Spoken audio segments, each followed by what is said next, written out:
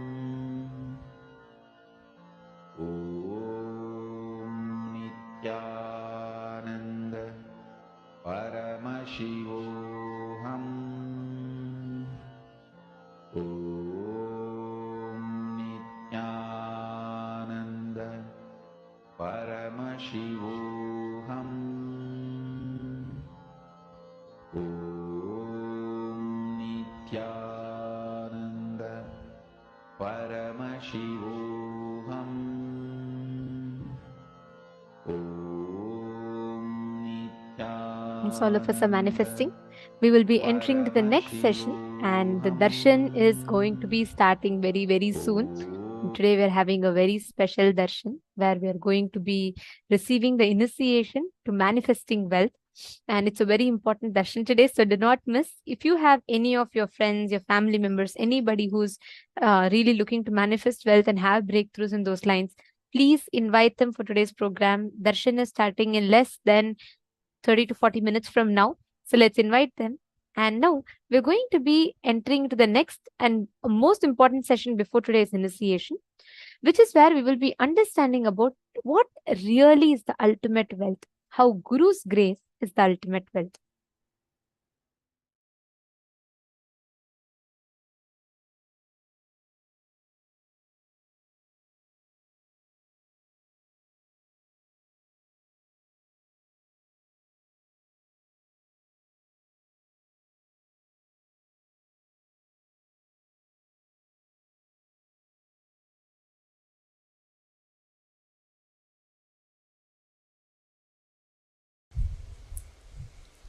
There are only two forces in your life.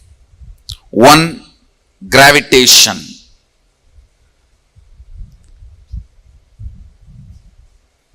I'll explain. Listen carefully. What is gravitation in your inner space? Listen. I'm not just talking about the external gravitation force. I'm talking about gravitation power, or I should say powerlessness.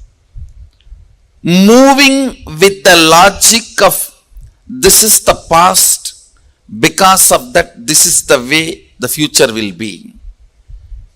This is the way past was, because of that this is the way the future is going to be, is gravitation. Listen. If your thought current to run your life, oh, this is the way my past was, and this is the way my future is going to be. It is called logical lifestyle.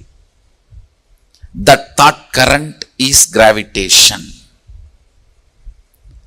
There is one more energy current. Please understand.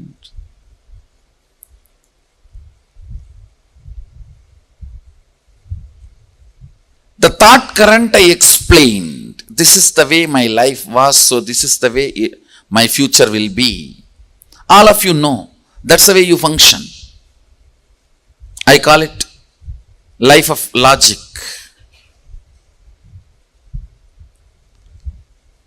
But there is another one. Energy current.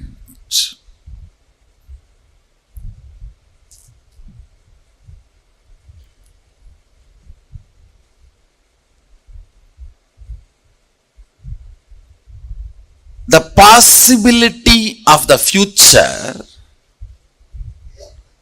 not logically connected to your past,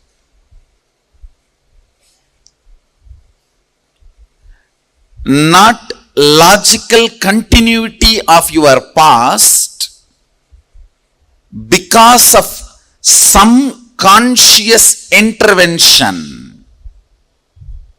You call it Guru's grace or God's grace, Sadashiva's grace, that is what I call Shaktipada. Understand? Blessed are those in whose life Shaktipada has happened. Before Shaktipada, life is logical. After Shaktipada, life will be magical. The person who decides this kind of an external intervention is impossible is atheist. Who starts convincing you it is not only not possible for me, not possible for you also is communist. Who thinks it may be possible for others in the past, not in the present, so-called modern day Hindu. It is possible for me also, maybe if I practice when I am about to die, agnostic.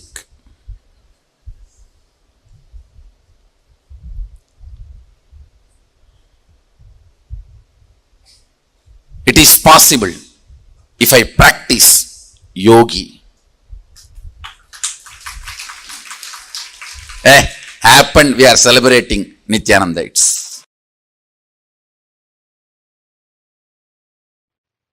I remember once, see one of my guru, Narayana Swami Tata, his name, locally people used to call him Narayana Swami Tata.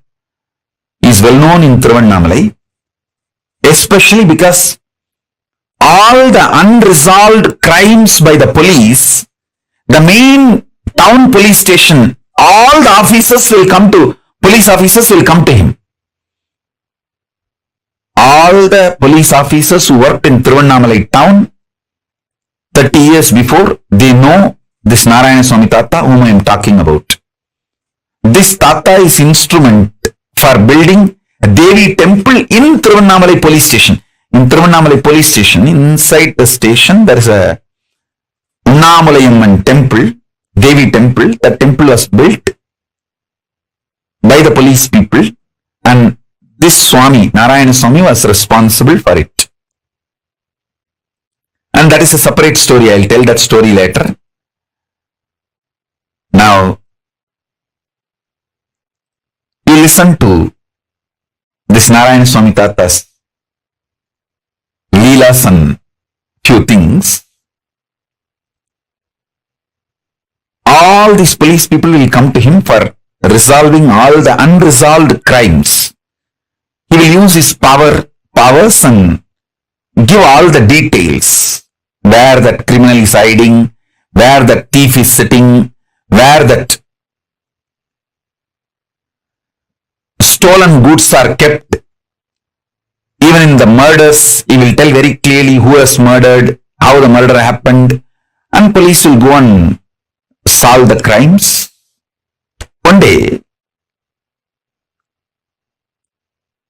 one person caught in a crime, not because he did a crime, but he was in a wrong place with the wrong people.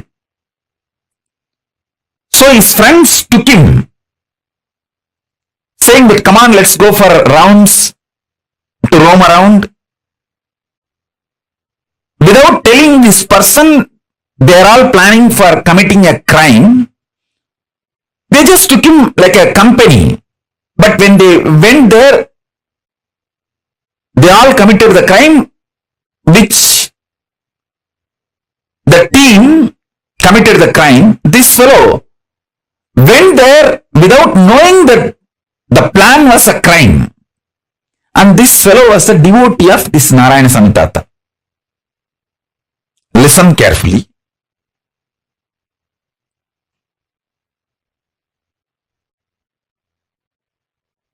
His name, that person's name, I still remember, Sivan Pillai. That Sivan Pillai is a devotee of Narayana Swami Tata. that Sivan Pillai was called by his friends, come on, let's go for a trip. They took him. But his friends did not tell that they are planning to commit certain crime and they are taking this fellow along with them for that crime. Because that gang, which was planning for a crime, they know this Tata will tell all the truths to the police and the police will arrest them. But if Tata's devotee is part of their gang, the Tata may save that gang to save his devotee. That was the plan. So they took this Sivan Pillai with them and committed the crime. This Sivan Pillai did not participate in the crime, but he was part of the team.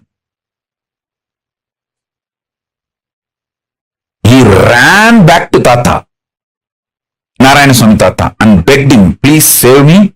I did not do the crime and they lied. They did not tell me that they are going to commit this crime and they just took me with them.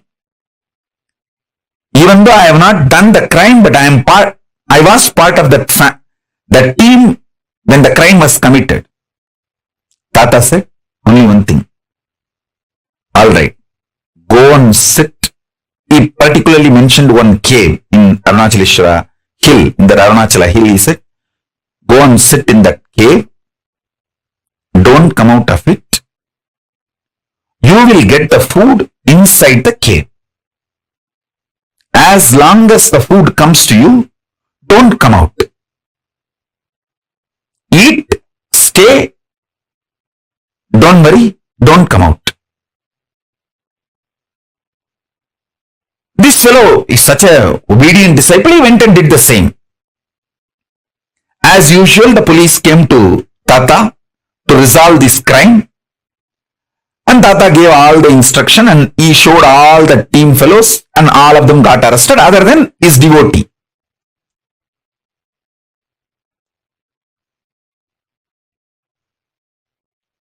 Those fellows got arrested and put in jail. I was seeing the whole scene, means when the devotee Sivan Pillai came and cried to him. I think that Sivan Pillai must be still alive in Tiruvannamalai. Because at that time he was 30 maybe. So now he may be 70 or 60s. He may be still alive. I'll tell our autobiography team to go and interview him and bring him to pre-satsang hosting if he is still alive. He can narrate the whole incident. All of you can enjoy it. And I was witness for both the scenes when Sivan Pillai came and cried and when police came and reported the crime and he resolved the whole crime and everything. I asked Tata, you could have just saved Sivan Pillai because he did not commit the crime. He was only in the scene. If you did not tell his name, that's enough. Police is not going to go and arrest him. Why did you tell him to go and sit in the cave? Then Tata told me, hey, Illada Thambi, he told me in Tamil. I'll tell exactly in Tamil and then translate. Illada Thambi, அவனுக்கு பந்தனம் இருக்குடா, அதனால பந்தனத்தை பந்தன யோகமா மாத்தத்தான் குகைக்குள்ள போய் உட்காந்து தியானம் பண்ண சொல்லிட்டுண்டா. இப்ப பந்தன சாபத்திலிருந்து பந்தன யோகமா மாத்திட்டேன்டா, அவனுக்கு பிரச்சனை சால்வ் ஆயிருச்சு. Means he was supposed to get arrested in the graha situation. He has the jail. Instead of jail, he changed it into bandhana yoga, means withdrawal from society, and he was meditating and The same punishment is now used as transformed into tapas, and that fellow got some powers because he obeyed the Guru work.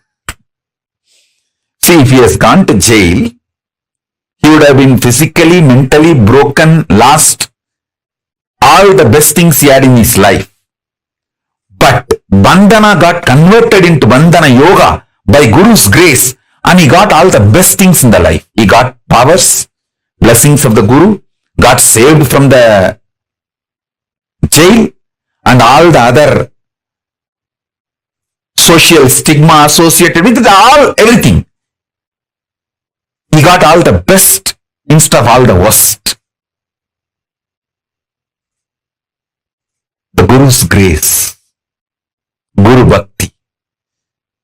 And that fellow was so deeply devoted to the Guru, he just obeyed. Whatever Guru said, he did not say, oh, how will I get food, how will I get water, how will I go for 1, 2, 3. He did not ask any of the questions. He just went and sat in that cave, did not come out.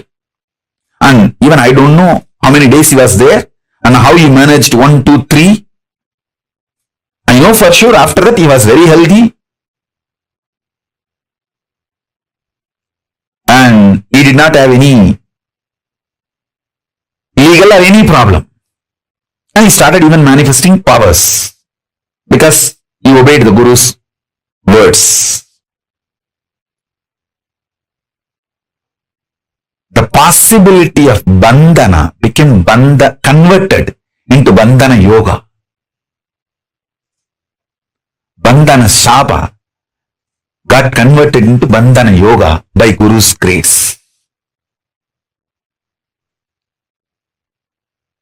Guru can change everything. I should say, listening to Guru can change everything. More than Guru can change everything. Listening to Guru can change everything.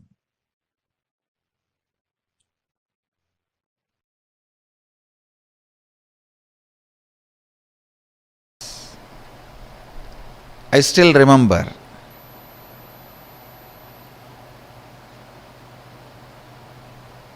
I was 8 or 9-year-old boy sitting with two of my gurus. I had the fortune of having 4 or 5 gurus continuously making all their time and energy available to me. So 2 of my gurus, I was sitting with 2 of my gurus, and the temple bell rang. The lifestyle in Arunachala is so beautiful. You know it is morning only when you hear the temple bell. You know it is breakfast time by listening the crackers in the temple. Every puja, there will be temple crackers. All the 6 pujas, there will be temple crackers. Only listening to that sound we know the time. So the temple bell rang, means Nevedyam. The food is being offered to Sadashiva. Both my gurus immediately looked at me and said, go and bring the prasadam. After the Nevedyam is done, it will be given to all the devotees. It will be shared with all the devotees. They both were sitting in one corner and asked me, go and bring. I went to the place where they distribute the prasadam and waited. Puja was over. The rituals got completed and they started serving. And I stretched my hand and the priest gave 1 share. It's like one share itself will be almost like half a kg rice. In one big leaf they'll give. And then the pujari was telling, the pujari saw before going to the puja that I was sitting with both my gurus, and the pujari is very greatly devoted, highly devoted to both the gurus. So the pujari saw and told me, hey, take two more for them also, they are sitting. Take one for you, take two more for them. I was a little reluctant because one of the boy and girl who were my classmates are standing in the queue next to me. They will laugh at me, taking so much, all for one person. So for this purpose only you are sitting in the temple whole day. That's the way they usually make fun of kids. So, and I know already they are gazing at me in the mood of making fun. I felt little pride. I am from a big family, and again I have been told from beginning that you are from big family and you have to behave yourself like that in the public. So I told the pujari, no need, this is enough, and I brought the Naivedyam to both my gurus. They asked, hey, where is our share? Did the pujari not give? As if they both eat. Actually, both the fellows doesn't eat anything. Very rarely they will touch and put 2-3 grains in the mouth and give it to other people who are sitting with them. And I said, no, you don't eat. You eat rarely. This is more than enough for all three of us. They asked, no, did that pujari give or not? I said, yes, he gave. He wanted to give. He asked me, take two more to both the swamis. Then they asked, why did you refuse? No, behind me my classmates are standing. They will make fun of me that I am taking so much. Am I going to eat so much? And for this food only I am in the temple. They will tease me. I don't want to get teased by them, so I brought only my portion. Till this moment they were very casual, laughing, smiling. Immediately I saw Kuppamal staring at my eyes and saying,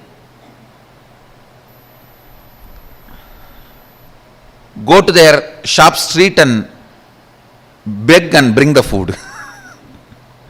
That's the word she uttered. They both own a shop. This means their father owns a shop. The same street where my father also owns shop, and the whole street is literally ruled by my grandfather. He is the head of that whole association. So I always walk in that street with the pride. I am a grandson of this guy, And all the shop owners are either family or friends. So any shop we enter and eat anything, whether it is jaggery or dal or anything in any of the shops is free, and we'll directly go and sit. And in village actually we know literally everyone's name, and it's a different lifestyle. But in that same street I have to beg now. All will make fun. What happened to your grandfather and his wealth?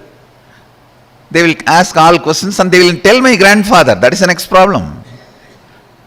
That your grandson is begging in the street. Why you are not giving food for him? Of course, one good thing I had. I think this is the greatest boon Sadashiva gave. Just obeying the Guru Vak. I think that's the greatest wealth I brought with me, I tell you. The future may think, future may describe various things as my main contribution. Some may say my Gurukul is my contribution, and some may say the science of manifesting powers is my great contribution. Some may say science of enlightenment is my great contribution. But I tell you, the greatest thing I brought, which was useful for me, is surrender to the Guru Vak.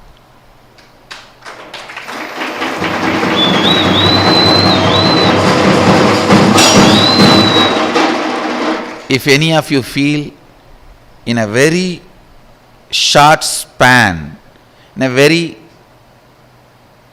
young age, in small number of years, I have done big work. Whoever feels, if you feel that, if you want to know the secret, I tell you,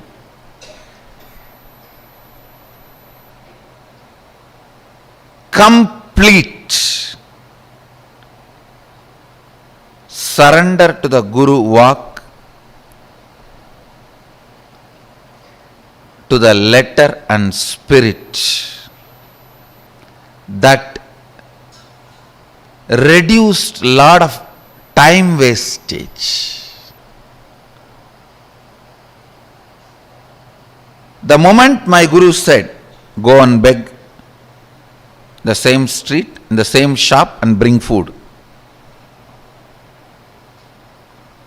I know now it is a serious.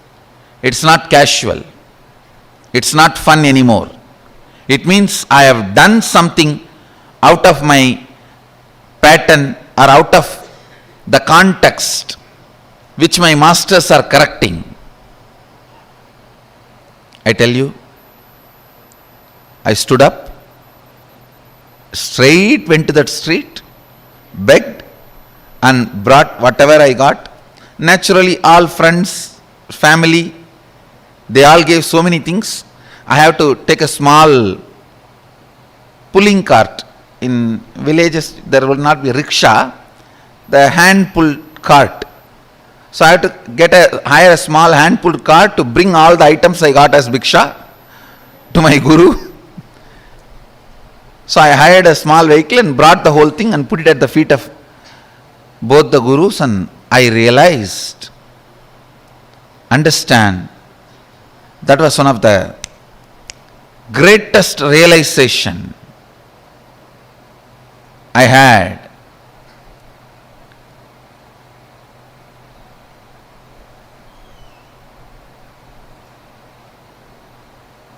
I should not be bothered about imaginary opinions of others. I tell you, the liberation that happened at that moment is still now useful for me.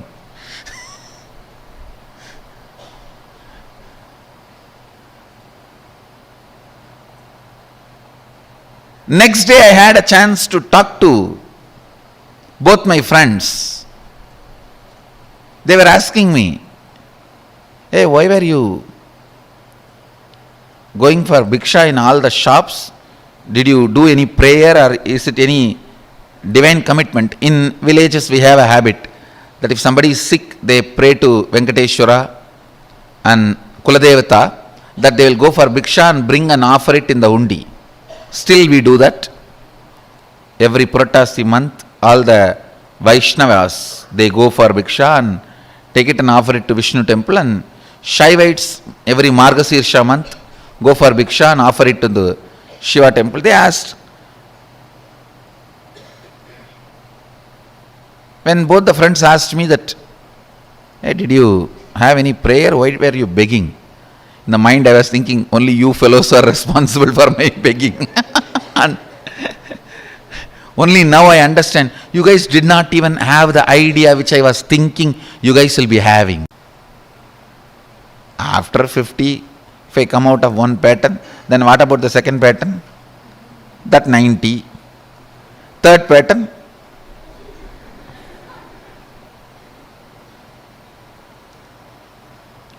The implicit surrender to the Master's words have reduced tremendous wastage of life.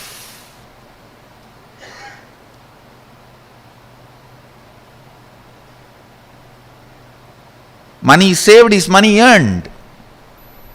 Time saved is time earned. Life saved is life earned.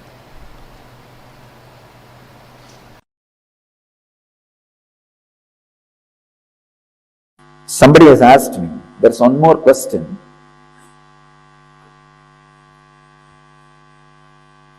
What is it that is really working for the seeker? Is it self-effort or Guru's grace?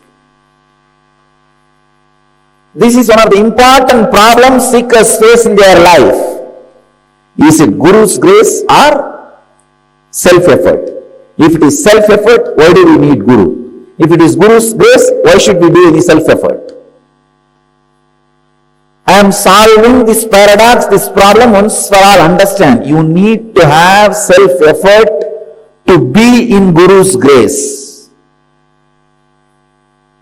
You need to have Guru's grace to have self-effort. Both are not contradictory. When you catch Guru's grace, put your self-effort to be in the grace. Avoid all the negative talks, negativity about the master and you.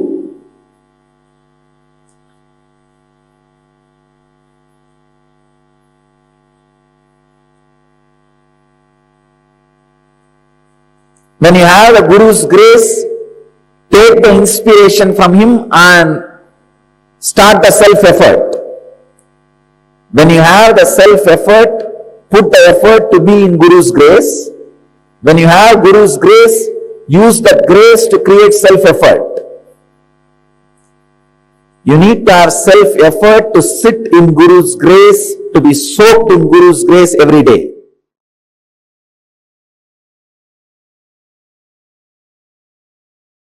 The beauty of Hinduism is it does not claim monopoly over Nirvikalpa Samadhi or enlightenment. Everywhere the sincere people receive Nirvikalpa Samadhi, enlightenment, superconscious breakthrough. Be very clear. Anywhere the sincere people receive Nirvikalpa Samadhi and superconscious breakthrough. Now,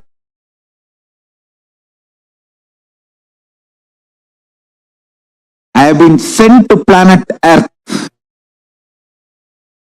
to initiate, inspire, emanate this Nirvikalpa Samadhi, superconscious breakthrough, to give you the experience continuously. So all of you receive the stimulus package from Paramashiva first. Listen.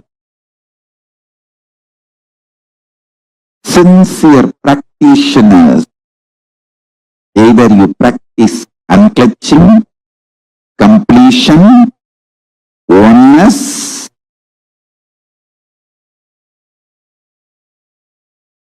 ajapa japa of Mahavadya, intense yoga, sincere puja, any of these practices I initiated you into. Deep feeling connection. You are qualified to receive the large chunk of this stimulus package from Paramashiva, superconscious breakthrough.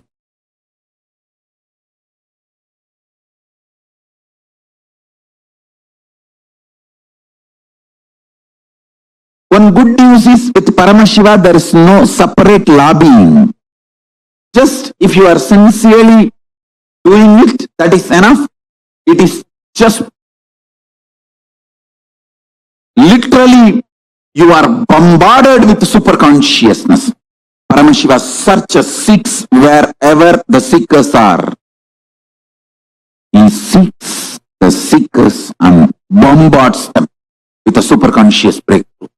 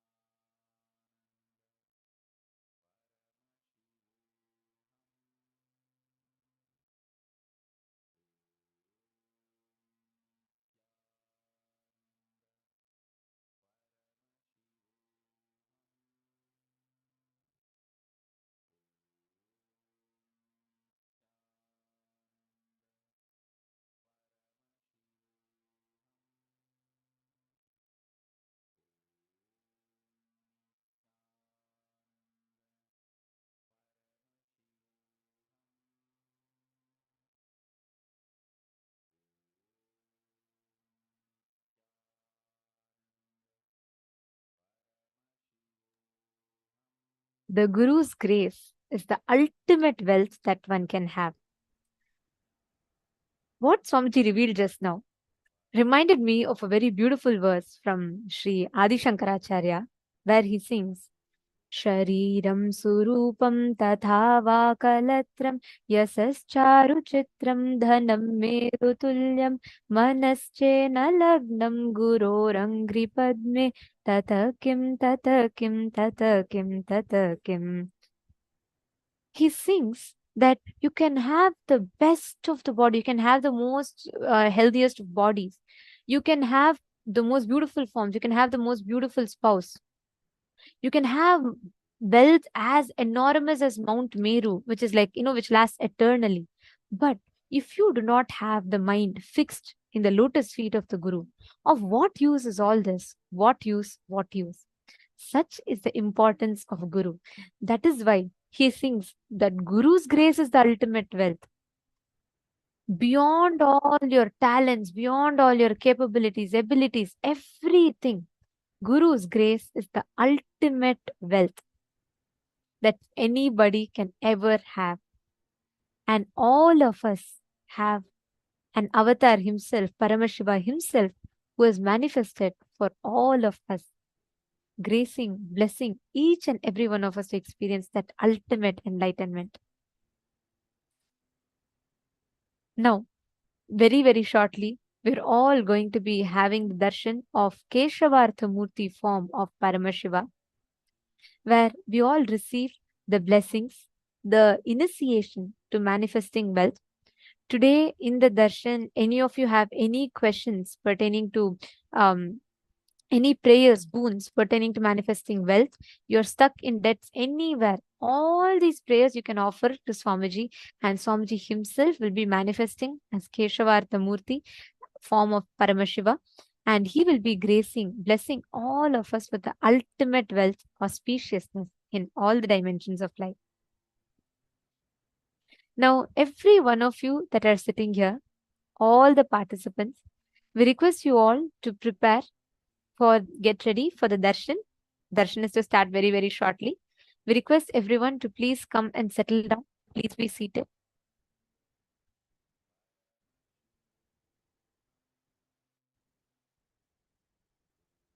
And make sure you're all visible.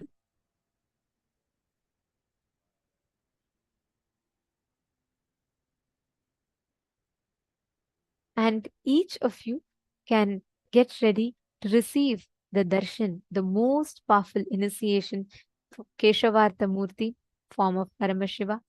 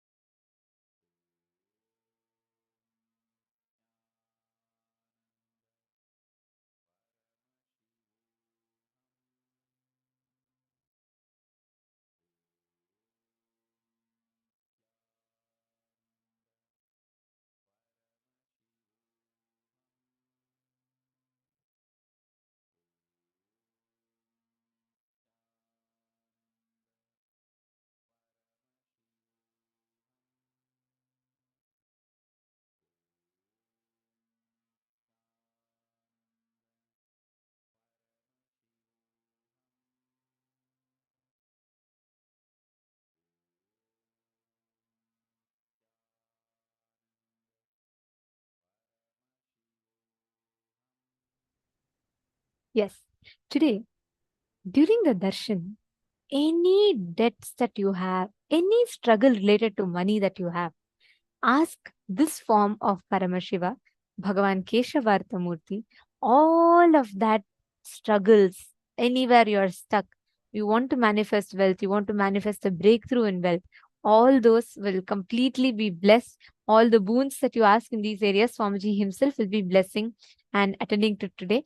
And you can ask any boons you want, but today is very specific for wealth. So if you would like to ask, you can ask all the wealth related prayers. And especially if you have anyone from your family, your friends, your family members who is stuck in manifesting wealth, who really is looking for a breakthrough in the dimension of manifesting wealth, please invite them. They all can come for the darshan today and they all can ask the prayers, boons to Paramashiva himself manifesting through the Nija Avatara, through our beloved Swamiji. And we will now be chanting the Dhyana Shloka of Keshavartha Murti. Meditate on this form of Keshavartha Murti, where Paramashiva merges in oneness with Parandama. He gives his one half of his own body to Parandama, and both of them literally like merge together, reminding the whole universe that all of them are the manifestation of the same consciousness, Paramashiva, and how each of them are the different manifestations of that ultimate consciousness of Paramashiva.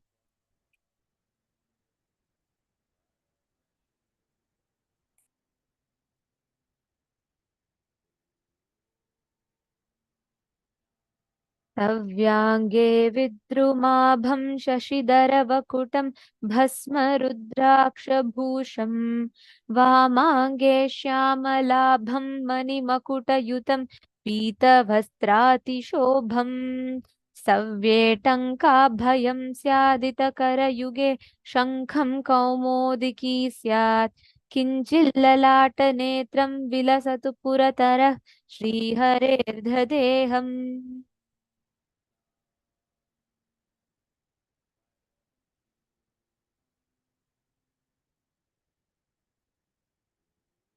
सव्येटङ्कं परस्मिन् कटकसिन्धुमेनि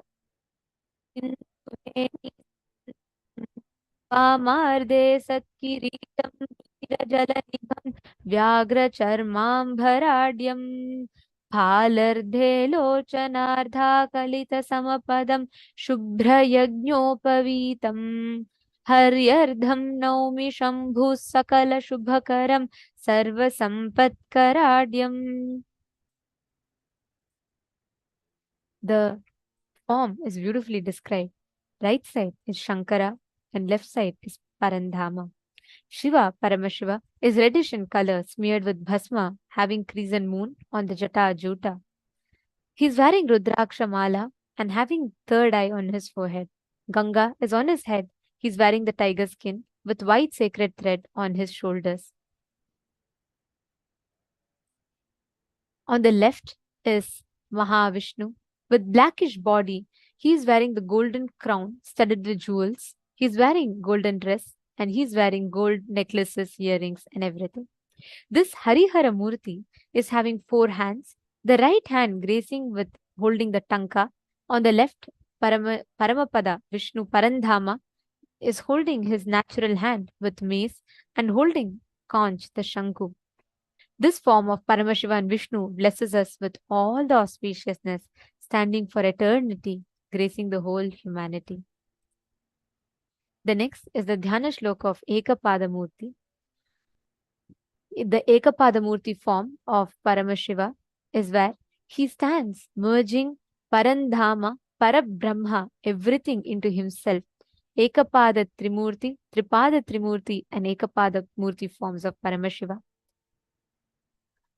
ध्यायेत् कोटिरविप्रभं त्रिनयनं सीतां सुगङ्गाधरं हस्ते टङ्कमग्रं वराभयकरं पादैकयुक्तं विभुं शम्भोर्दक्षिणवामक्षभुजयो ब्रह्माच्युताभ्यां स्थितं तत्तल्लक्षणमायुधैः परिवृतं हस्ताद्वयाढ्याञ्जलिम् ब्रह्माण्डः प्रलयेषु संस्थितपदं ब्रह्माण्डमध्यस्थितम् ह्येवं लक्षणसयुतं पुरहरं पादैर्कमूर्तीकृतम् एकपादमूर्तिख्यातम्. This manifestation of Paramashiva that stands with ultimate oneness with Parandama, Parabrahma and Paramashiva is called the Ekapada Murti form, reminding that ultimate consciousness manifestation of Paramashiva. Today, all of us are going to be graced with the darshan of all these three forms of Paramashiva, all the three manifestations of Paramashiva. And during the darshan, all of you, just by connecting to these manifestations of Paramashiva, you can experience that ultimate wealth, the ultimate consciousness flowering from within. Today, we all learned the secrets of attracting wealth that Swamiji had revealed to all of us. What is the principle? How you can attract wealth in your life? How you can become a wealth magnet? How you can create wealth as you want? What is the secret to that? What is the inner space that you're supposed to be having to create wealth should be like? We all also did the workshop where each of you had written the conflicting desire, contradictory desires, and complicating desires. In Hinduism, Swamiji very beautifully explains how just each of these principles, the Hindu dharma, the dharma chakra, the whole principles that each of you learned today, be it about the truths about conflicting, complicating, contradictory desires, or how you can attract wealth, the truth what Swamiji revealed about intense creativity, or the exact technique that Swamiji revealed about how the concept of money, where you contribute to the society so that society contributes back to you so that you can continue contributing to the society.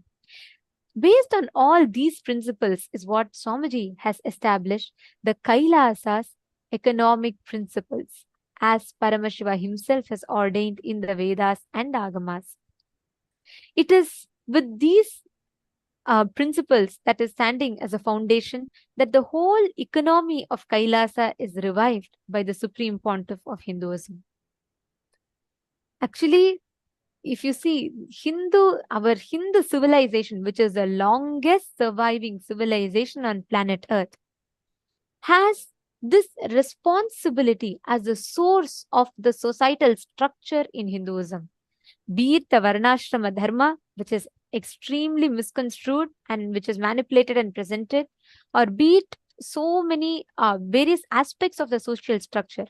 All of them are rooted on this principle of responsibility, which is why to this day, despite of all the persecutions that is there, Hinduism is still to this date the longest surviving living civilization. From morning, we have been learning about the various concepts of wealth. What is wealth as per Hinduism? And Swamiji also beautifully explained how wealth that is created, the Shankanidhi and Padumanidhi, very beautifully Swamiji explained the difference between wealth that is created and wealth that is grabbed or trying to be possessed. Our Hindu economy is designed so beautifully in such a way where it is a contributing economy. And the way how Kailasa's economic principles are, it is so beautifully designed that the whole thing is based on contributing more and more to each other's lives, enriching each other's lives. If you see, even the so-called all the false news that is spread about Varnashrama Dharma, actually Swamiji very beautifully reveals how the whole structure of Varnashrama Dharma, we all hear about caste system. The moment you Google about Hinduism, one thing that almost always comes synonymous with it is all the misinformation about caste system. Unfortunately, even Hindus are not aware of it. Even Hindus start despising and they start hating the caste system. But Swamiji very beautifully reveals about how this um, amazing, the most smartest, absolutely interdependent, amazing resource distribution is what is Varnashrama Dharma. Swamiji explains how each pillars of Hinduism is made, the society is made interdependent on each other, such that there is no manipulation, there is no corruption, there is no cheating, there is no power grabbing in our social structure. That is why Hinduism was one of the best economic principles out of all the countries in the world. Just Akhanda Bharata alone contributed to 64% of global GDP at its zenith. Even after the Mughal invasion, after the persecution and attack, we still managed to contribute to more than 24% of the global GDP single-handedly. Our system was so beautifully, meticulously designed in such a way that all the major pillars of the society are interdependent. Somji explains how knowledge, weapons, wealth, and land. These four are the main pillars of Hinduism, right? If you see, the knowledge was vested with the Brahmana Varna. All the knowledge, all the best knowledge of Hinduism was given to the Brahmana Varna. All the weapons and the knowledge about the weapon arts, everything was given to the Kshatriya, who took the responsibility to protect the whole land, to protect the community.